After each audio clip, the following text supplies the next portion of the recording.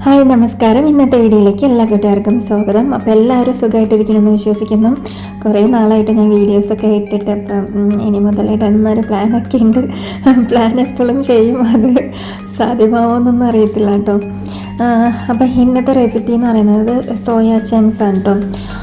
ഇത് മോസ്റ്റ്ലി എനിക്ക് പണ്ട് ഇത് കഴിക്കുന്നത് വലിയ താല്പര്യമില്ലാത്ത കേസാണ്. പക്ഷേ ഇങ്ങനെയൊക്കെ ചെയ്ത് കഴിച്ചു തുടങ്ങിയപ്പോൾ എനിക്ക് ഭയങ്കര ഇഷ്ടമുണ്ട്. പിന്നെ ഇത് അത്ര ബെനിഫിറ്റായിട്ടുള്ള ഒരു സംഭവമാണ് കേട്ടോ. അപ്പോൾ എന്തായാലും മസ്റ്റ് നിങ്ങൾ ട്രൈ ചെയ്യണം.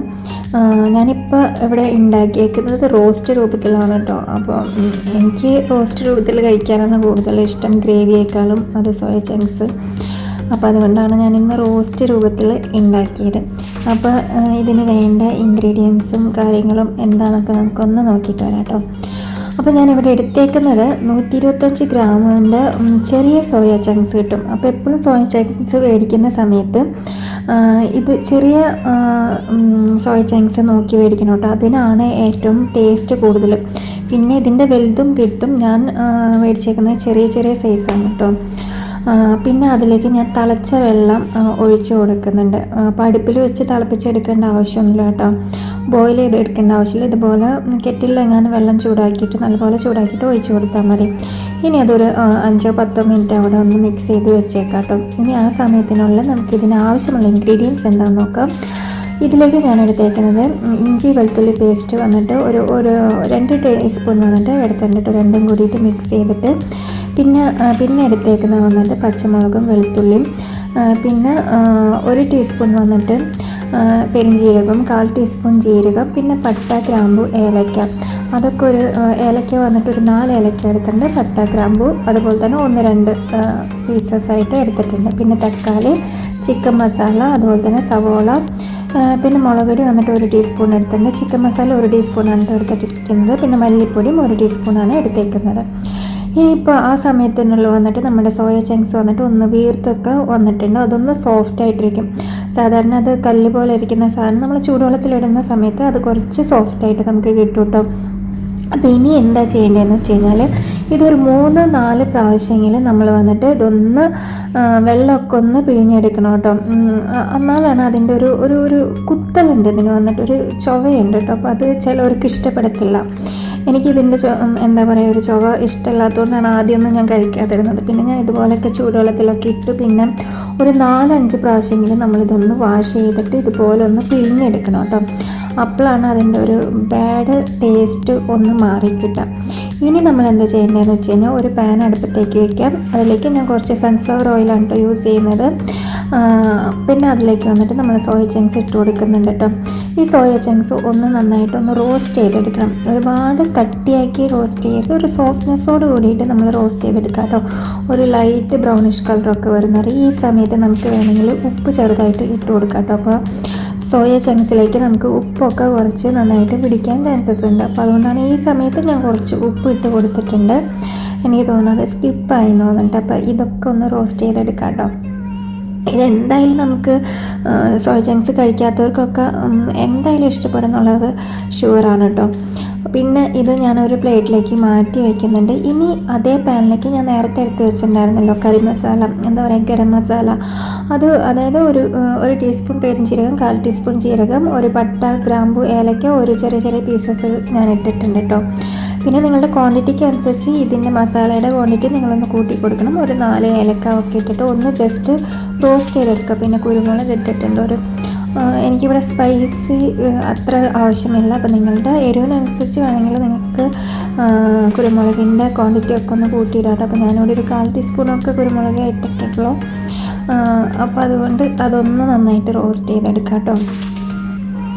എന്താ പറയുക, ഇതിൻ്റെ ഈ മസാല എന്തായാലും നിങ്ങൾ സ്കിപ്പ് ചെയ്യരുത് കേട്ടോ. ഈ ഗരം മസാല നമ്മൾ വിചാരിക്കും കടയിൽ നിന്ന് മേടിച്ച് പൊടിക്കുന്ന ആ പൊടി ഇട്ട് കൊടുക്കരുത്. അതിനേക്കാളും ടേസ്റ്റ് നമുക്ക് ഇതിപ്പോൾ ബീഫ് ഉണ്ടാക്കുമ്പോഴായാലും ചിക്കൻ ഉണ്ടാക്കുമ്പോഴായാലും ഇതേ ഒരു മെത്തേഡിൽ നമ്മൾ ഇടുകയാണെങ്കിൽ അതിന് ഭയങ്കര ഫ്ലേവർ ആയിരിക്കും കേട്ടോ. ചിക്കനും ബീഫിനും ഒക്കെ എനിക്കറിയില്ല, എൻ്റെ ഫ്രണ്ട്സൊക്കെ ഞാൻ ബീഫും ചിക്കനൊക്കെ ഉണ്ടാക്കുന്ന സമയത്ത് അവർക്ക് ഭയങ്കര ഇഷ്ടമാണ്. ഇതെങ്ങനെ ഉണ്ടാക്കണമെന്ന് ചോദിക്കാറുണ്ട്.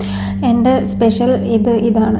എപ്പോഴും ഞാൻ ഫ്രഷായിട്ട് ഗരം മസാല ഇങ്ങനെ പൊടിച്ചെടുക്കാനാണ് കേട്ടോ ചെയ്യൽ. അപ്പോൾ എന്താ പറയുക, അത് കഴിഞ്ഞിട്ട് പിന്നെ നമുക്ക് ആ പാനിൽ തന്നെയാണ് കേട്ടോ ഞാൻ കുറച്ച് എണ്ണ ഒഴിക്കുന്നുണ്ട്.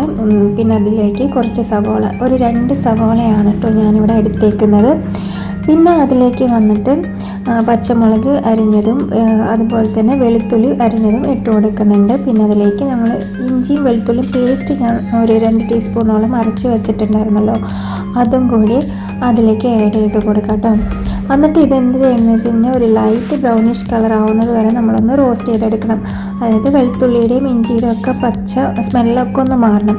ഇനി ഞാൻ അതിലേക്ക് വന്നിട്ട് കുറച്ച് മല്ലിപ്പൊടി ഇട്ട് കൊടുക്കുന്നുണ്ട്. പിന്നെ അതിലേക്ക് വന്നിട്ട് 1 ടീസ്പൂൺ അളവിൽ കാശ്മീരി മുളക് പൊടിയാണ് കേട്ടോ ഞാനിവിടെ ഇട്ട് കൊടുത്തേക്കുന്നത്. ഇതും നന്നായിട്ടൊന്ന് യോജിപ്പിച്ച് കൊടുക്കുക. പിന്നെ ഞാൻ 1 ടീസ്പൂൺ അളവിൽ ചിക്കൻ മസാല ഞാനിവിടെ എടുത്തേക്കുന്നത് ഈസ്റ്റേണിൻ്റെ ചിക്കൻ മസാലയാണ്. അതുപോലെ തന്നെ ഗരം മസാല, നമ്മൾ വറുത്ത് പൊടിച്ച ഗരം മസാല ഞാനിതിലേക്ക് ഇട്ട് കൊടുക്കുന്നുണ്ട് കേട്ടോ. ഈ ഗരം മസാലയ്ക്ക് ഞാൻ എടുത്ത് പറയുകയാണെങ്കിൽ നല്ലൊരു ഫ്ലേവറാണ് കേട്ടോ. നമ്മൾ കടയിൽ നിന്ന് മേടിക്കുന്നതിനേക്കാളും ഏറ്റവും ബെറ്റർ ആയിട്ടുള്ള ഒരു കാര്യം നമ്മൾ ഓൺ ദ സ്പോട്ടിൽ നമ്മളിങ്ങനെ ജസ്റ്റ് ചെറുതായിട്ടൊന്ന് റോസ്റ്റ് ചെയ്തിട്ട് കൊടുക്കുന്നതായിരിക്കും. പിന്നെ ഇതിലേക്ക് വന്നിട്ട് കുറച്ച് കറിവേപ്പില ഞാൻ ഇട്ട് കൊടുക്കുന്നുണ്ട്. പിന്നെ ഒരു തക്കാളി ഉണ്ട്, ഒരു മീഡിയം സൈസ് തക്കാളി ഞാൻ ഇതുപോലെ ഒന്ന് കട്ട് ചെയ്ത് വെച്ചിട്ടുണ്ടായിരുന്നു, അതും കൂടിയിട്ട് ഞാൻ ഇതിലേക്ക് ഇട്ട് കൊടുക്കുന്നുണ്ട് കേട്ടോ. അപ്പോൾ ഇതൊക്കെ ഒന്ന് സോട്ട് ചെയ്തെടുക്കാം കേട്ടോ. അപ്പോൾ തക്കാളിയൊക്കെ ഒന്ന് സോഫ്റ്റായിട്ട് കിട്ടണം. ഞാനിതിലേക്ക് വെള്ളമൊന്നും ഒഴിക്കുന്നില്ല. അപ്പോൾ നിങ്ങൾക്ക് താല്പര്യമാണ് ഒരു സെമി ഗ്രേവിയിലൊക്കെയാണ് എടുക്കാൻ താല്പര്യമെങ്കിൽ നിങ്ങൾക്ക് എന്താ പറയുക, കുറച്ച് ചൂടുവെള്ളമൊക്കെ അതിലേക്ക് ഒഴിച്ച് കൊടുക്കട്ടെ. ഇപ്പോഴല്ലാട്ടോ ഒഴിച്ച് കൊടുക്കേണ്ടത്, അത് ഞാൻ പറഞ്ഞുതരാം. എന്താ പറയുക, ഇത് ഫസ്റ്റ് നമ്മൾ തക്കാളിയൊക്കെ ഒന്ന് സോഫ്റ്റായിട്ട് കിട്ടണം, അതുവരെ നമുക്കൊന്ന് വെയിറ്റ് ചെയ്യാം കേട്ടോ. ഇനി ഇതിലേക്ക് ഒരു 1/4 ടീസ്പൂൺ മഞ്ഞൾപ്പൊടിയും കൂടിയിട്ട് നമുക്ക് ചേർത്ത് കൊടുക്കാം. എന്നിട്ട് ഇത് നന്നായിട്ടൊന്ന് മിക്സ് ചെയ്ത് കൊടുത്തേക്ക് കേട്ടോ. അപ്പോൾ തക്കാളിയൊക്കെ ഒന്ന് നല്ലപോലെ ഒന്ന് സോഫ്റ്റ് ആയിട്ടുണ്ട്. അപ്പോൾ ഇനി നമ്മൾ നേരത്തെ റോസ്റ്റ് ചെയ്ത് വെച്ചേക്കുന്ന സോയ ചങ്ക്സ് നമ്മൾ ഇതിലേക്ക് ഇട്ട് കൊടുക്കാം. അത്രേ ഉള്ളൂ കേട്ടോ പണി. ഇത് നന്നായിട്ട് ഈ മസാലയൊക്കെ നന്നായിട്ട് പിടിക്കണം. ഈ സോയ ചങ്ക്സിലേക്ക് മസാലയും ഈ സമയത്ത് നമുക്ക് ഉപ്പും കൂടിയിട്ട് ചേർത്ത് കൊടുക്കാം കേട്ടോ. ഉപ്പിൻ്റെ കുറവല്ലതുണ്ടെങ്കിൽ ഉപ്പ് ചേർത്ത് കൊടുക്കാവുന്നതാണ്. പിന്നെ മസാല വഴറ്റുന്ന സമയത്ത് വേണമെങ്കിൽ ലൈറ്റായിട്ട് നമുക്ക് ഉപ്പിട്ട് കൊടുക്കാം കേട്ടോ. അപ്പോൾ മസാലയിലേക്കും കുറച്ച് നല്ലപോലെ രീതിയിൽ ഉപ്പ് നമ്മളൊന്ന് സെറ്റായി കിട്ടാൻ അത് നല്ലതാണ്. പ്രത്യേകിച്ച് സോയ ചങ്ക്സിൽ ഉപ്പ് ഇങ്ങനെ പിടിക്കാൻ ഭയങ്കര ബുദ്ധിമുട്ടായിരിക്കും. അപ്പോൾ ഇതിലേക്ക് ഉപ്പൊക്കെ ഇട്ടിട്ട് ഞാനിത് ഗ്രേവി ആയിട്ട് എടുക്കാമെന്ന് വിചാരിച്ചതാണ് കേട്ടോ. പിന്നെയാണ് ഇതിങ്ങനെ ചെയ്ത് ചുമ്മാ കഴിച്ച് നോക്കിയപ്പോൾ ഭയങ്കര ടേസ്റ്റ്. നമ്മൾ ബീഫ് റോസ്റ്റൊക്കെ കഴിക്കില്ലേ, അതേ ഒരു മെത്തേഡിൽ തന്നെ കേട്ടോ കിട്ടിയത്, അതേ ഒരു ടേസ്റ്റിൽ. എനിക്ക് തോന്നുന്നു കുറച്ച് തേങ്ങാക്കൊത്തൊക്കെ ഉണ്ടെങ്കിൽ ചെറുതായിട്ട് റോസ്റ്റ് ചെയ്തൊക്കെ ഇടുകയാണെങ്കിൽ ഭയങ്കര ടേസ്റ്റായിരിക്കും കേട്ടോ. അപ്പോൾ നിങ്ങൾ ബീഫില്ല, ഒരു ദിവസം നമുക്ക് നോൺ വെജ് ഒന്നും കിട്ടിയില്ല എന്ന് വെച്ചിട്ട് ആരും സങ്കടപ്പെടേണ്ട. സോയ ചങ്ക്സ് ഉണ്ടോ നിങ്ങളുടെ കയ്യിൽ, ഇതുപോലൊന്ന് ചെയ്ത് നോക്കുക കേട്ടോ. റോസ്റ്റ് ചെയ്ത് കൊടുക്കുക. അപ്പോൾ എനിക്ക് കുറച്ച് ഉപ്പിൻ്റെ ആവശ്യം കൂടി ഉണ്ടായിരുന്നു. അപ്പോൾ ഞാൻ കുറച്ചും കൂടി ഉപ്പ് അതിലേക്ക് ഇട്ട് കൊടുത്തിട്ട് നല്ലപോലെ റോസ്റ്റ് ചെയ്തെടുക്കുന്നുണ്ട്. ഇപ്പോൾ നിങ്ങൾക്ക് കാണുമ്പോൾ തന്നെ മനസ്സിലാവും നിങ്ങൾക്ക് മസാലയൊക്കെ നല്ലപോലെ സോയ ചങ്ക്സിൽ പിടിച്ചിട്ടുണ്ടെന്ന്. എന്താ വെച്ചാൽ സാധാരണ സോയ ചങ്ക്സിൽ നമ്മൾ ഉണ്ടാക്കുന്ന സമയത്ത് മസാലയൊക്കെ ഇങ്ങനെ പിടിക്കാതെ ഒരു എന്താ പറയുക, സോയ ചങ്ക്സ് എടുത്ത് നമുക്ക് ടേസ്റ്റ് അറിയും. അപ്പോൾ ഇതിൽ അങ്ങനെ ഒരു ഇതൊന്നുമില്ല കേട്ടോ. അപ്പോൾ മസാലയൊക്കെ നല്ലപോലെ റോസ്റ്റ് ചെയ്തിട്ടുണ്ട്. ആ സമയത്ത് വേണമെങ്കിൽ നിങ്ങൾക്ക് കുറച്ച് ചൂടുവെള്ളം ഒഴിച്ചിട്ട് സെമി ഗ്രേവിയിൽ എടുക്കാം കേട്ടോ. പിന്നെ ഞാൻ ഇതിലേക്ക് ലാസ്റ്റ് കുറച്ച് കാഷ്യൂ നട്ടും വറമുളകും ഒക്കെ നെയ്യിലാണ് കേട്ടോ വറുത്തിട്ട് കൊടുക്കുന്നത്. എന്നിട്ട് അതിലേക്ക് ഒന്ന് മിക്സ് ചെയ്തെടുക്കാം. ആ നെയ്യ് ഞാൻ കുറച്ചുണ്ടായിരുന്നത് അതിലേക്ക് ഒഴിച്ച് കൊടുത്തിട്ടുണ്ട് കേട്ടോ. ഞാനിത് ഇടയ്ക്ക് കിച്ചണിൽ പോകുമ്പോൾ എടുത്ത് കഴിക്കില്ലായിരുന്നു കേട്ടോ. എനിക്ക് എന്താണെന്നറിയില്ല, ഭയങ്കരമായിട്ട് ഇഷ്ടപ്പെട്ടു. അപ്പോൾ എന്തായാലും നിങ്ങളൊന്ന് ട്രൈ ചെയ്ത് നോക്കിയിട്ട് എന്തായാലും റെസിപ്പിയുടെ ഫീഡ്ബാക്ക് എന്തായാലും ഒന്ന് അറിയിക്കണം കേട്ടോ. അപ്പോൾ എൻ്റെ വീഡിയോ ഇതുവരെ സപ്പോർട്ട് ചെയ്യുന്ന എല്ലാവർക്കും thank you so much. Bye, take care all.